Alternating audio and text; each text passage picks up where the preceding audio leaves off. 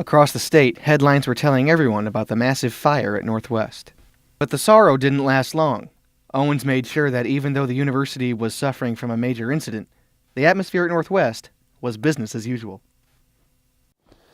And that was one of the many people who took that statement seriously was one of Owens' cabinet members, Bob Bush.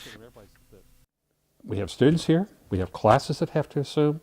Yes, we got to do a lot of moving things around, but let's just stay on the business. And it came home to me about 9 o'clock that morning out in front of the ad building. The building was still smoldering and what have you. And the fire inspectors were looking, and up walked a family and a young male high school graduate to enroll in university. So I said, stay right here, business as usual. Ran upstairs to the admissions office, got all the paperwork, and those little benches out there in front of the ad building on the other side of the fire garden. He enrolled at Northwest Missouri State University. We got everybody assembled, and it was my job to get people energized and going back to work. And so my point was, it's back to work today, and it's we've had a major problem, but it's business as usual. A few days after the fire, Missouri Governor Joseph Teasdale came to Maryville to view the damage.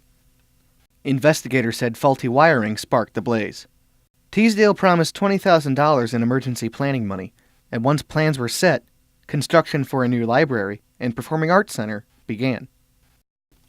The old library was renovated and renamed Wells Hall. Today it houses the theater, speech, and language departments, as well as the Department of Mass Communication.